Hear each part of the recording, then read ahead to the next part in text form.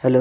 हाँ जी बच्चों, जैसा कि हमने लास्ट पार्ट में लास्ट वीडियो में हमने वर्ब का टॉपिक किया था, उस टॉपिक के बारे में हम थोड़ा सा आगे और करेंगे।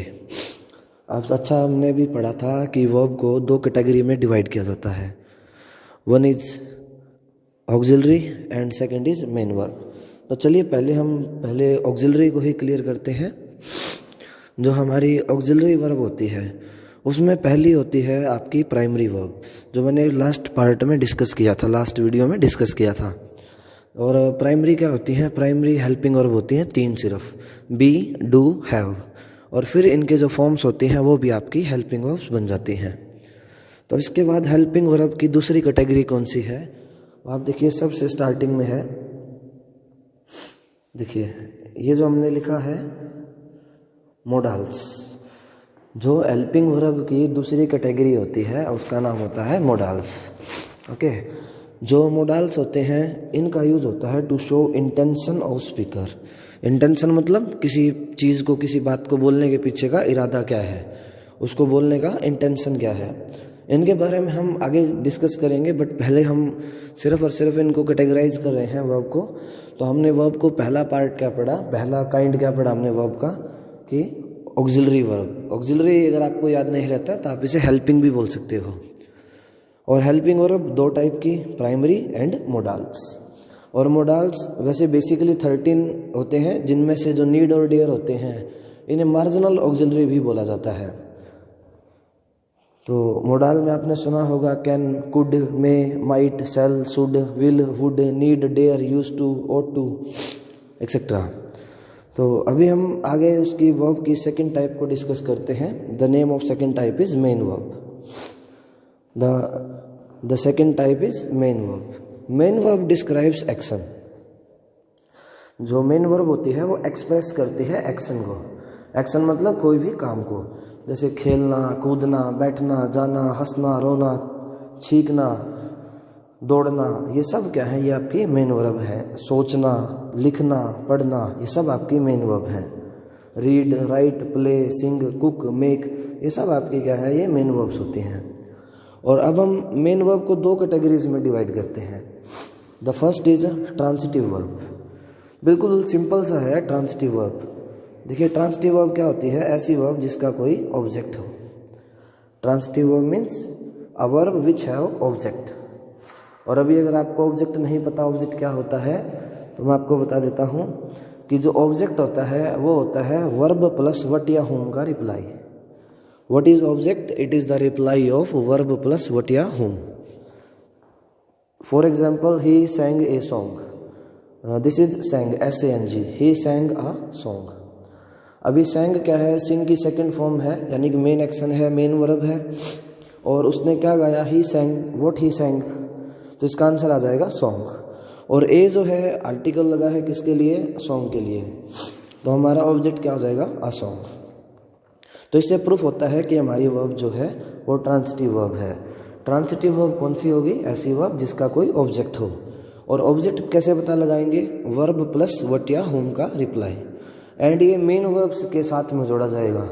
हेल्पिंग वर्ब ऑक्सिलरी के साथ नहीं, सिर्फ और सिर्फ मेन वर्ब प्लस वट या होम का रिप्लाई।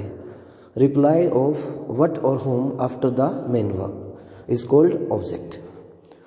इसे हिंदी में हम सहकर्मक क्रिया बोलते हैं। एंड मेन वर्ब का सेकंड टाइप है इंट्रांसिटिव वर्ब। सो इंट्रांसिटिव वर्ब क्या है? बिल्कुल इसके अपोजिट है। ट्रांसिटिव वर्ब का ऑब्जेक्ट होता है और इंट्रांसिटिव वर्ब का don't have object. Intransitive verb don't have any object.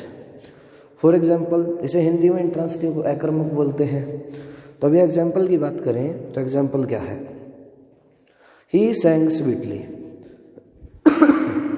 ही सैंग मतलब फिर से सेम वर्ब है जो ऊपर थी, सैंग थी, बट इसमें सैंग प्लस वट का रिप्लाई ना होकर सैंग प्लस हाउ का रिप्लाई है।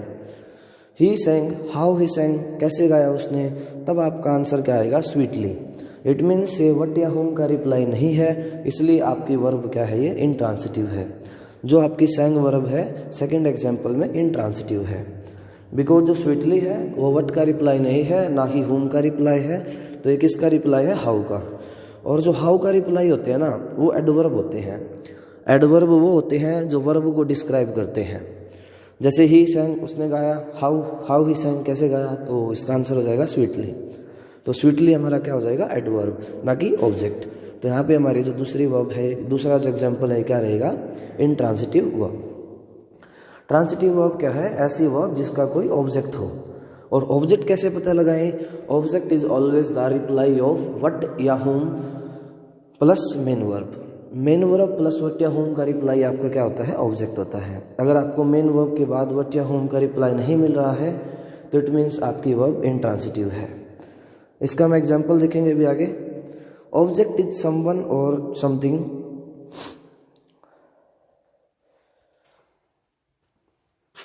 देखिए, ऑब्जेक्ट इज समवन और something that receives the action, that receives the effect of action. Object is someone और something that receives the effect of the action. भाई object क्या होता है, ऑब्जेक्ट या तो कोई समवन मतलब कोई लिविंग पर्सन होता है, और समथिंग या कोई थिंग होती है जो रिसीव करती है, क्या रिसीव करती है, एक्शन का इफेक्ट। एक्शन बोले तो मेन वर्ब, जो मेन वर्ब का इफेक्ट जो है रिसीव करती है उसे ऑब्जेक्ट कहा जाता है। और पता लगाने का सिंपल सा तरीका क्या लिखा हुआ है,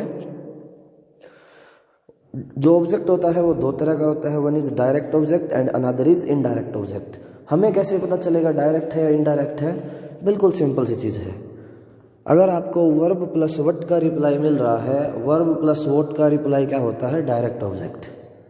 जैसे for example he sang a song, he सैंग what, तो व्हाट का रिप्लाई क्या था, अ सॉन्ग, तो ए सॉन्ग हमारा क्या है, हमारा डायरेक्ट ऑब्जेक्ट है।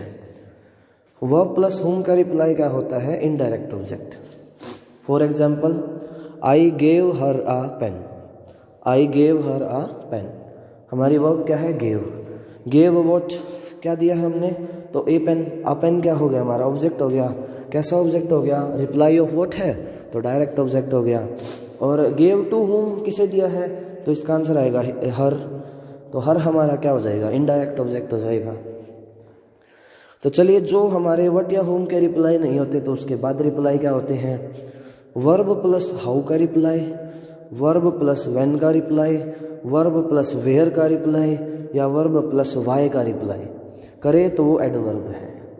अगर verb plus main verb plus what या होम का रिप्लाई है तो वो आपका ऑब्जेक्ट है, और अगर ऑब्जेक्ट नहीं है तो और आपका किस चीज़ का रिप्लाई है, हाउ का, व्हेन का, वेयर का या वाई का, तो वो क्या है, हमारा एडवर्ब बन जाता है।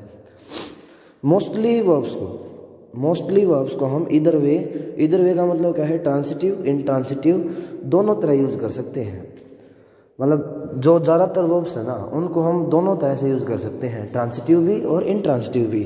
बट ऐसा नहीं है कि सभी वर्ब्स को हम यूज़ कर सकते हैं, हम किसी भी वर्ब को यूज़ ऐसा नहीं कर सकते, ठीक है। मतलब कि हमें क्या करना पड़ता है कि हम इधर वे मतलब ट्रांसिटिव इंट्रांसिटिव दोनों वे में यूज़ कर सकते हैं, बट ऐसा नहीं है कि सभी वर्ब्स को हम ऐसा यूज़ करेंगे। अभी देखिए, हम नीचे कुछ एक एग्जाम्पल देख रहे हैं। The man stopped near the car, the man stopped near the car. अभी अगर आप मेन वर्ब देखेंगे तो क्या है, स्टॉप्ड। तो इसके बाद अगर आप व्हाट का रिप्लाई मांगेंगे तो क्या आपको आंसर मिलेगा, द मैन स्टॉप्ड व्हाट, या आपको रिप्लाई मिलेगा वेयर का, आपको इसमें रिप्लाई मिलेगा वेयर का। कैसे, द मैन स्टॉप्ड वेयर, आदमी कहाँ रुका, नियर द कार। तो अभी आपको पता होना चाहिए कि जो नियर है, नियर होती है एक प्रेपोजिशन, और जो प्रेपोजिशन होती है उसका भी अपना एक ऑब्जेक्ट होता है। प्रेपोजिशन का ऑलवेज कोई ना कोई ऑब्जेक्ट होता है, और ऑब्जेक्ट क्या होता है, ऑलवेज व्हाट या होम का रिप्लाई। और अगर ऐसे, और जो ऑब्जेक्ट होता है ना वो हमेशा या तो नाउन होगा या प्रोनाउन होगा, और हमें पता है कार क्या होता है, नाउन होता है। तो where did the man stop, the man stopped near the car. तो इस क्वेश्चन में हमारे को रिप्लाई किसका मिल रहा है, वेयर का। तो जब वेयर का रिप्लाई होगा तो वो एडवर्ब होगा। In the second example, the man stopped the car, the man stopped what, the man stopped, verb is stopped, what did the man stop, the answer is the car. तो it means the car is here object of verb, not the object of preposition.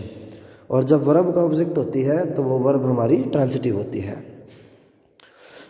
Next example number 3, the man grows cotton on his farm, The verb is grows. Grows what? The man grows what? The answer is cotton. If we are getting the answer cotton, it is an object. So if we have the object of the verb, then we use transitive. Then it is a transitive verb. This man grows cotton on his farm. Then what is on his farm? On his farm means reply of where. It is an adverb. And cotton, it is the reply of what? The man grows what? Cotton. So it is transitive verb. Cotton grows well in this farm. Cotton grows well in this season. So cotton grows well in this season. देखो हल्का सा एक logic लगा के देखना, क्या cotton अपने आप एक्शन कर सकती है? क्या कॉटन अपने आप को खींच के बढ़ाएगी क्या? ऐसा तो होगा ही नहीं।